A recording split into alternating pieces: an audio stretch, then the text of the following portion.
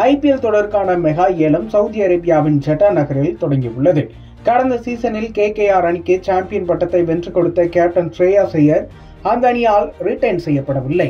இதனால் மெகா ஏலத்தில் அவருக்கு எவ்வளவு தொகை கொடுத்து எந்த அணியால் வாங்கப்படுவார் என்ற எதிர்பார்ப்பு உச்சத்தில் இருந்தது. அதற்கேற்ப சையத் முஷ்டாக் அலி தொடரில் ஸ்ரேயாஸ் ஐயர் 47 பந்துகளில் சதம் அடித்து அசத்தினார். இந்த நிலையில் மெகா ஏலத்தில் 3வது வீரராக ஸ்ரேயாஸ் ஐயர் ஏலத்துக்கு விடப்பட்டார். அப்போது கேகேஆர் அணி அவரை மீண்டும் வாங்க கைகளை உயர்த்தியது. அவர்களுக்கு போட்டியளிக்கும் வகையில் பஞ்சாப் அணியும் ஏலத்தில் குதித்தது. தொடர்ந்து ரூபாய் 6 கோடிக்கு மேல் சென்றபோது கேகேஆர் அணி விலகிக் கொள்ள பின்னர் டெல்லி அணி ஏலத்தில் குதித்தது. இருவரும் ஸ்ரேயாஸ் ஐயருக்காக 15 கோடிக்கும் அதிகமான தொகையுடன் வாங்க போராடினர். தொடர்ந்து 17.50 கோடிக்கு ஸ்ரேயாஸ் ஐயரின் விலை எகிர டெல்லி அணி அவருக்கு 18 கோடி கொடுக்க முன்வந்தது.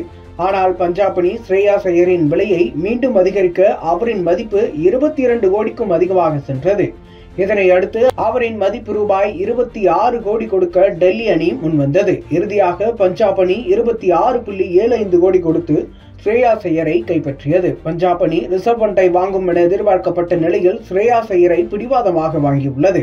இதன் மூலம் ரிக்கி பாண்டிங், ஸ்ரேயாஸ் ஐயர் இருவரும் இணைந்து மீண்டும் பணியாற்ற உள்ளதும் குறிப்பிடத்தக்கது.